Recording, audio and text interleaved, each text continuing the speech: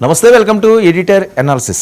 అంబటి రాంబాబు విడుదల ఈరోజు ధూమ్ధామ్గా జైలు దగ్గర చాలామంది నేతలు వెళ్ళారు, ఆయన అభిమానులు వెళ్ళారు, సామాజిక వర్గం వాళ్ళు వెళ్ళారు, ఆయన సాధారణంగా బయటికి తీసుకొచ్చారు.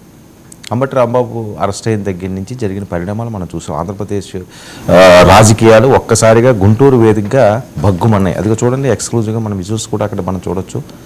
వైట్ డ్రెస్ వేసుకోండి, తనదైన పాత స్టైల్లో అంబటి రాంబాబు గారు అందరికీ కూడా అభివాదాలు చేసుకుంటా సక్సెస్ అనే ఫీల్తో విజయ్ గారు అనొచ్చేమో. సో ఆ రకంగా ఆయన బయటికి రావడం చూడండి, చాలా యాక్టివ్గా ఉన్నారు. నేను బాగున్నాను అన్నారు, మీడియాతో మాట్లాడారు, తనకి ఏం జరిగిందో చెప్పారు, ఎలాంటి ఇబ్బందులు పడ్డారో చెప్పారు. ఒకటి కాదు, రెండు కాదు, అన్ని రకాలుగా కూడా. సరే, ఆయన మాట్లాడడం తప్పే, ఇంటి మీద దాడి చేయడం తప్పే, చాలాసార్లు మనం ఇది మాట్లాడుకున్నాం.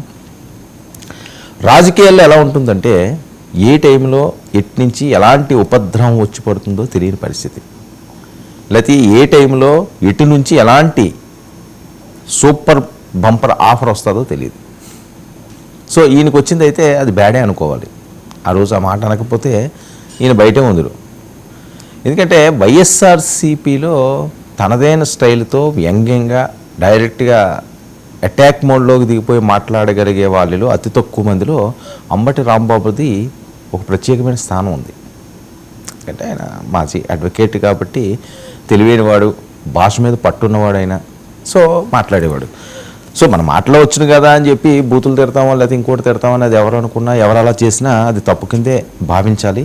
అదే తప్పు అంబటి రాంబాబు విషయంలో కూడా జరిగింది.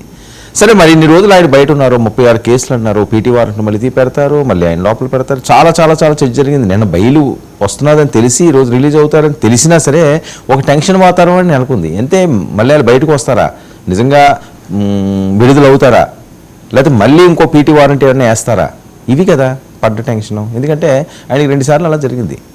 సో ఆ నేపథ్యంలో అంబటి రాంబాబు 18 రోజులు ఆయన జైల్లో ఉన్నారు. సో ఆయన ప్రిపేర్ అయిపోయినట్టున్నారు. మొన్న అక్కడి నుంచే తగ్గేదేలే అన్నారు, ఇప్పుడు ఐ డోంట్ కేర్ అంటున్నాడు ఆయన.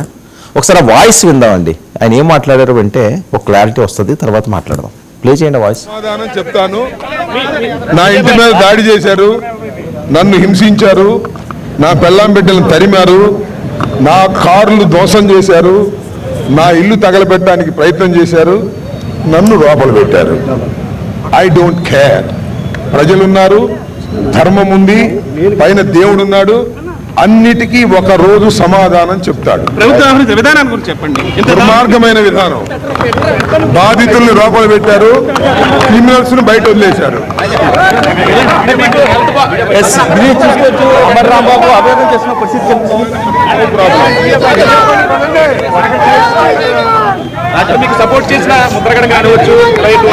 అందరికీ ధన్యవాదాలు. పార్టీలకు అతీతంగా బీజేపీ వాళ్ళు సపోర్ట్ చేశారు, సిపిఐ వాళ్ళు సపోర్ట్ చేశారు, అందరూ ఖండించారు. సపోర్ట్ చేయడం అంటే ఈ దాడిని ఖండించారు. వాళ్ళందరికీ నా ధన్యవాదాలు. మళ్ళా రేపు ఇన్ డీటెయిల్ గా గుంటూరులో నేను ప్రెస్ లో మాట్లాడతాను. ఇదండి అంబటి రాంబాబు గారు మాట్లాడింది. ఆయన హింసించారు, ఆయన భార్య పిల్లల్ని తరిమారు ఆయన మాటల్లోనే. సరే, హింసించడం అనే దాన్ని మరి ఆయన అయితే సీరియస్గానే తీసుకోండి. నిజంగా హింసించారా, టర్డ్ డిగ్రీ చేశారా, ఏదో ఆ కాళ్ళు చాపి ఏదో పంగ తీల్చి అంటారు, కాళ్ళు చాల్చారంటారు, ఒక రకంగా చెప్తారు. అది లేదా అలా కాదు, 2 కాళ్ళు చాల్చమన్నారంటారు. సో మరి ఒక మాజీ మంత్రిని అవనియండి, సామాన్య వ్యక్తిని అవనియండి, ఆ రకంగా చేయడం అన్నది ఖచ్చితంగా తప్పే. కానీ జరిగిందా లేదా అన్నది నిరూపించే పరిస్థితి ఉండదు, చాలా తక్కువ సమయంలో ఉంటుంది. సరే, ఆరోపణ అయితే పోలీసుల మీద పడింది. పోలీసులు అయితే అది మోయాల్సిన అవసరం ఉంది. మరి అక్కడ ఎవరున్నారో ఆ రోజు సీఏలు ఎవరు ఉన్నారు అంటున్నారు కదా, వాళ్ళు నిజంగా అదే కానీ జరిగేలా ఉంటే వైఎస్ఆర్సీపీ వాళ్ళ మీద ఫ్యూచర్లో తీవ్రంగానే ఈ అంశాన్ని తీసుకుంటుంది. ఎందుకంటే సాక్షాత్తు జగన్మోహన్ రెడ్డి గారే హెచ్చరించారు కదా, సప్త సముద్రాల అవతల ఉన్నా వదిలేది లేదు, వెనక్కి తీసుకొస్తా, అంతు తెలుస్తా, కబర్దార్ అని ఆయన అన్నారు. తగ్గేది లేదని ఈయన అంటున్నారు. ఐ డోంట్ కేర్ అని మళ్ళీ అంటున్నారు. సో ఒక అంశం చాలా టర్న్లు. సరే, అంబటి రిలీజ్ అయ్యారు. ఇప్పుడు ఇంకో ప్రచారం ఏంటి, మరి అంబటి రిలీజ్ అయిపోయారు కదా, ఇంకెవరైనా నెక్స్ట్ ఉన్నారా, నెక్స్ట్ ఎవరో అరెస్ట్ అవ్వబోతున్నారు. అదేమైనా కక్షపూరితంగా జరుగుతుందా? నిజంగా ఒక విషయం చెప్పాలంటే కక్షపూరితంగా అనే అంశం అన్నది తీసుకుంటే అంబటి గారి విషయంలో వేరే కేసులు ఏమన్నా పెట్టుండొచ్చేమో, కానీ ఆ రోజు అన్న మాట అది సీరియస్ అయ్యింది. ఎందుకంటే గతంలో కూడా మనం చాలాసార్లు దీంతో మనం మాట్లాడుకున్నాం, అనాలిసిస్ చేసాము, చాలా అంశాల్లో చెప్పాము. జగన్మోహన్ రెడ్డి గారిని ఆయన పట్టాభి అన్నప్పుడు అప్పుడు ఏమైంది? అప్పుడు కూడా సేమ్ ఇదే అయింది కదా. అప్పుడు దాడులు జరిగినాయి, కోపాగ్ని కూడా అయ్యారు. ఇప్పుడు ఎలా ఉంటుందంటే మనం చేస్తే మంచిది, ఇంకా మాటలు నేను అనలేదు, సర్లే ఎవరి కష్టం వాళ్ళది, ఎవరి శరీరాన్ని ఏదో చూసుకుంటే వాళ్ళు పడతారు. వాళ్ళని ఎందుకు నిందించి ఇంకోటి చేసి నిజంగా వేరే గత్యంతరం లేకుండా ఏవో ఆ రకంగా ఆ దారి ఎంచుకున్న వాళ్ళ గురించి మనం చేస్తే ఇది అంటారు, వాళ్ళు చేస్తే అది అంటారు. అది కాదు కదా. ఈరోజు ఏమంటాడు ఆయన, ప్రజలు ఉన్నారు, ధర్మం ఉంది అంటారు. ఒకవేళ రేపు మీరు అధికారంలోకి వచ్చినా గతంలో మీరు చేసినవి నెమరు వేసుకున్న వాస్తవాలన్నీ కూడా మన కళ్ళ ముందు కదలడియే కదా. గతంలో కూడా ఇదే పరిస్థితి. ఇప్పుడు వాళ్ళు ఉన్నప్పుడు మీరున్నప్పుడు అలా చేస్తారు, వీళ్ళు ఉన్నప్పుడు ఎలా చేస్తారు, రేపు ఎవరున్నప్పుడు ఎలా చేస్తారో ఇది కాదు కదా మనం చర్చించుకోవాల్సింది. అచ్చెన్నాయుడిని అరెస్ట్ చేసిన సందర్భం, కొల్లు రవీంద్రని అరెస్ట్ చేసిన సందర్భం, దేవినేని ఉమాని అరెస్ట్ చేసిన సందర్భం, చంద్రబాబు నాయుడు గారిని అరెస్ట్ చేసిన సందర్భం, వాళ్ళని తీసుకొచ్చిన నేపథ్యం. సో ఇవన్నీ ఏంటి, ఎవరైనా మాట్లాడలేదు. పవన్ కళ్యాణ్ గారిని ఇబ్బంది పెట్టి నిర్బంధించినప్పుడు ఇదే కదా. సామాజిక వర్గం అనే అంశాన్ని మనం తీసుకొస్తున్నప్పుడు ఆ సామాజిక వర్గం కోసం మనం ఏం చేసాం, మనం ఎలా నిలబడ్డాం, అది ఏ స్థాయి నాయకుడైనా సరేనండి, అది పవన్ కళ్యాణ్ గారు అవ్వచ్చు, చంద్రబాబు నాయుడు గారు అవ్వచ్చు, లేకపోతే లోకేష్ గారు అవ్వచ్చు, జగన్మోహన్ రెడ్డి గారు అవ్వచ్చు, ఇప్పుడు అంబటి అవ్వచ్చు, ఇంకప్పుడు ఇంకొకరు అవ్వచ్చు, ఎవరన్నా అంతే కదా. ఏం మెసేజ్ ఇచ్చాం మనం? ఈరోజు ఈయన తగ్గేదే లేదంటున్నాడు, డోంట్ కేర్ అంటున్నాడు, తేల్చుకుందాం అంటున్నారు ఈయన. ఇంకా దాని మెసేజ్ అదే కదా, డోంట్ కేర్, తగ్గేదే లేదంటే ఇంక రేపు నుంచి తేల్చుకుందాం. గుంటూరు వేదికగా దేనికైనా నేను సిద్ధం అంటున్నారు. రేపు సుదీర్ఘమైన మీడియా సమావేశాన్ని కూడా ఆయన ఏర్పాటు చేస్తానంటున్నారు. ఇంకా చాలా చెప్తారు, ఎందుకంటే జైల్లో ఆయన ఏ రకంగా ఇబ్బందులు పడ్డారో, లేకపోతే నిజంగా పడతాయి అలాంటివన్నీ కూడా ఆయన ప్రస్తావిస్తాం జరుగుతారు. నాపై పెట్టినవన్నీ బెయిల్బుల్ కేసులే పెట్టారు, నన్ను కక్ష సాధింపుగా ఏదో చేశారని ఆయన చెప్పడం. నన్ను జైల్లో పెడితే భయపడతాను అనుకున్నారు. రాజమండ్రి జైల్లో నాలో మరింత పట్టుదల పెంచింది, నాకు మద్దతుగా నిలిచిన వారికి ధన్యవాదాలు. బీజేపీ వాళ్ళట, సిపిఐ వాళ్ళట, వీళ్ళందరూ కూడా ఆయన మద్దతు కలిగారు అంటున్నారు. ఈ అంశంలో అంటే తప్పుడు కేసులు పెట్టారని ఏదో అనుకుని ఉండొచ్చు. మరి అంబటిపై రాష్ట్ర వ్యాప్తంగా 36 కేసులండి. సత్తెనపల్లి లక్కీ డ్రాలో ఇప్పుడు ఈయనకి బెయిల్ వచ్చింది. మరి బెయిల్ రిలీజు, పూలమాలలు, నినాదాలు, వైసీపీ నేతల హడావుళ్ళు, ఘన స్వాగతాలు అన్నీ అయిపోయినాయి. ఇక్కడితోటి దాగుతుందా? ఇక్కడితో ఆగే పరిస్థితి ఉంటుందా? అంటే రాజకీయాల్లో ఏది ఎప్పుడు ఎక్కడ ఆగదు, అది అలా వెళ్తూనే ఉంటుంది. ఎందుకంటే ఇప్పుడు మౌనిక వాళ్ళు పాప వచ్చారు, ఆవిడ స్టైల్లో ఆవిడ ఫైర్ అయ్యారు. సో ఇక్కడి నుంచి ఏ చిన్న విషయం వచ్చినా సరే సామాజికంగా డ్రైవ్ అవుతుంది అనడానికి ఎగ్జాంపుల్ అంబటి గారి అరెస్టు, ఆ తర్వాత జరిగిన పరిణామాలు, ఆయన వెళ్ళి చేసిన పరామర్శలు.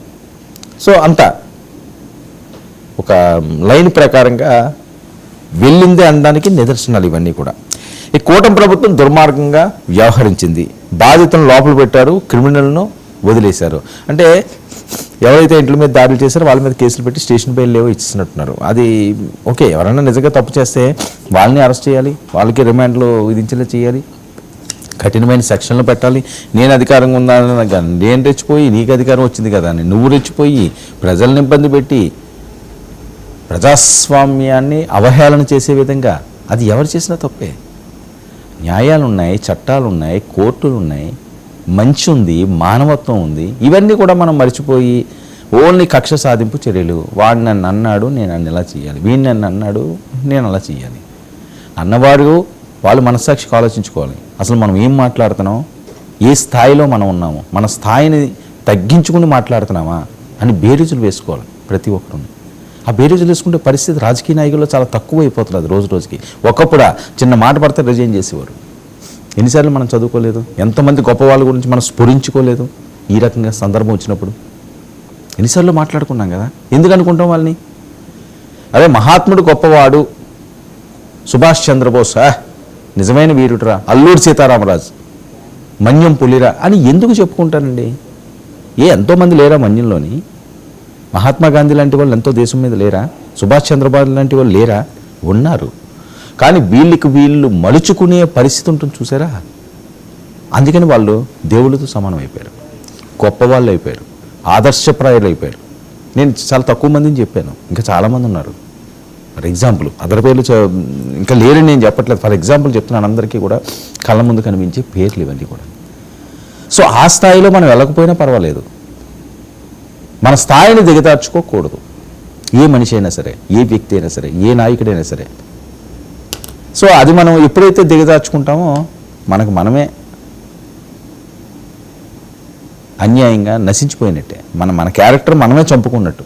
నశించుకోవడం మీన్స్ చంపుకున్నట్టు, మనమే ఆత్మహత్య చేసుకున్నట్టు.